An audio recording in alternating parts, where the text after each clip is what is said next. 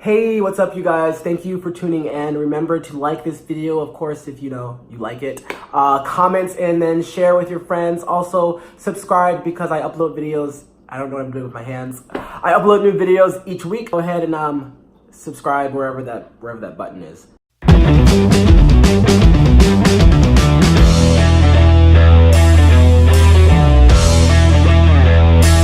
So shortly after that, my mom passed away.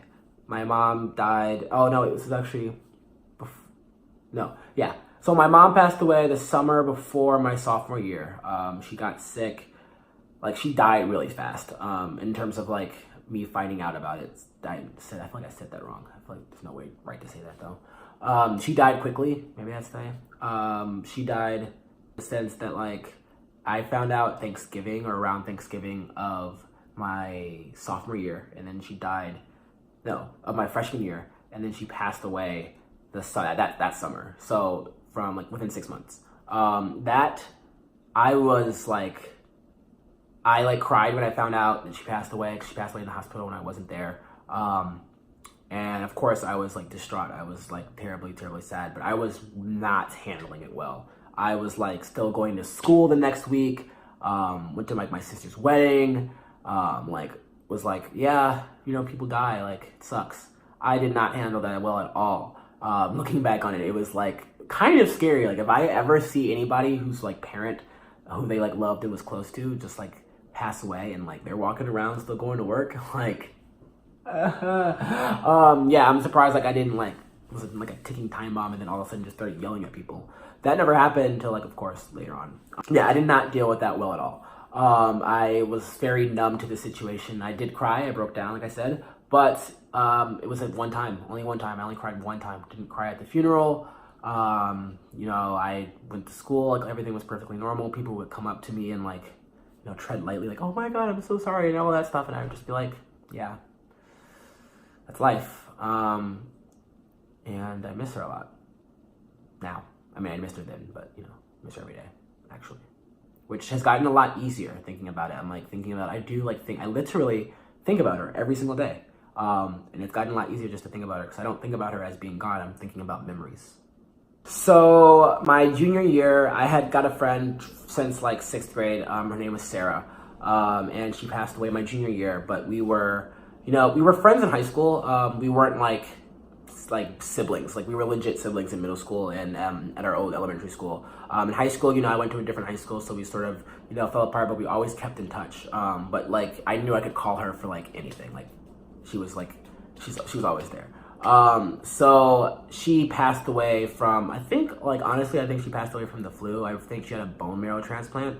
She had cancer, but then got sick afterwards. I don't think there was cancer anymore. I don't know. But it was like really like, it was just all messed up, because she had already had cancer and then she got it back.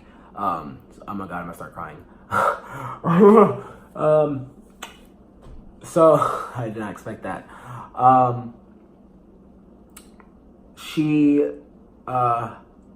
Sorry guys. Wow, that's so interesting. The body like just does weird things, the mind, I guess. So she passed away my junior year, and I remember I went to go see her. I had like been texting her her boyfriend then at the time, because he was with her in the hospital, and I was like, for some reason I felt something. I felt like I haven't talked to Sarah in a while.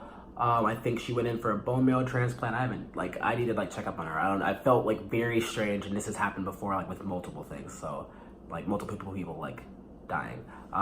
So I, texted him. I texted him, and he was like, yeah, she's actually not doing so well. I'll let you know what's going on. And that's what I knew. I was like, oh crap, like she's sick. I don't know. Then a week later, he texted me saying like, yeah, you should come visit her. I don't know much longer she's gonna pass, or I'm not sure how much longer she's going to be alive.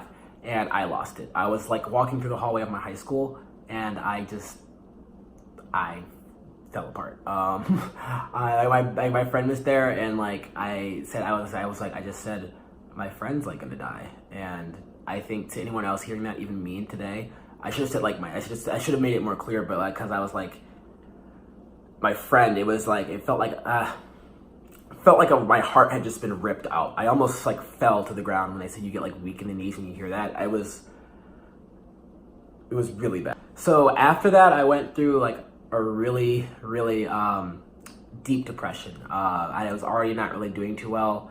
But then after Sarah died, after I went to the funeral, I like lost it. I was like, life sucks. Everyone I know is going to either die or leave me, or so that's the PTSD part in terms of like, I was after my mom, and then after Sarah, and then after like my dad, basically like kind of losing that relationship, and then after like just people on my dad's side of the family, and just, it was all of this that I hadn't dealt with that I thought was normal, that all of a sudden like, I just like fell apart senior year. And that's when I went to the partial hospitalization program. Yeah, that's like why I had to go there, because of all of this. And that's sort of how I like learned all of these things in terms of like connecting the dots. Within like the PTSD that I had or have, or I don't know, my friendships were also affected in that like it was like I was having like delusions. So I would think that like people, like I would legit think that like my friends hated me, or that they were talking about me, or that they didn't want me around. It was like the worst feeling in the world. I would text them constantly, like reaffirming, like, could you like I had to like know that like I was loved and like cared about like 24/7. Otherwise, you know, I would like just like blow up. We pushed everybody away in my senior year, including my parents. I felt like life was over. It was one of my lowest points in my life. It sucked so bad. I'm like just thinking about it, like it really sucked. It was the worst thing ever. But I got over it and went to Wake, and then found out, you know, that, like, but I do think I was bipolar my freshman year at Wake, like out of the program, just because like looking back at my actions, like, and sort of how everything was going. So I'm not really sure if like during like my breakdown, because I had a breakdown in school, I like one day just stopped talking. I couldn't talk to anybody. And then I was just quietly, I was like looking at, I think I probably should have been hospitalized, to be honest, right then, because like I was like not inside my body. That was like an extreme form of like psychosis, I think. I was like looking out at myself, didn't talk to anybody, was just looking straight ahead. People were trying to talk to me and get me attention, like, are you okay? Was not responding. And then all of a sudden I just started like bawling, crying. And then all of that sort of, I don't really know, you know, how it connects to my bipolar disorder now necessarily, but in terms of like my freshman year, when I feel like I first started developing the symptoms or signs of having bipolar disorder, all of the research says that like, you know, childhood trauma specifically can, you know, cause an earlier onset or can trigger certain things because of the way our brain is like wired. It affects our brain, and bipolar is a brain disorder. So like when certain things are shortened or changed, or, you know, like having multiple people die in like short amount of time, that kind of like can do some stuff to you. And yeah, so that wasn't fun. So I'm not really sure if that's what's caused my bipolar disorder, but I think that has a lot to do with it.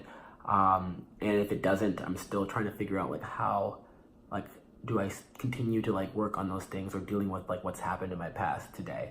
Because I don't think that like, obviously, I don't think any of that's gone away. I think it's become a huge part of my life, and it's still hard for me to like form relationships today, which sucks. Like it's hard for me to accept like love, I guess. And I think that's like for a lot of people, but like, you know, I'm working on it. So thanks for watching. Peace.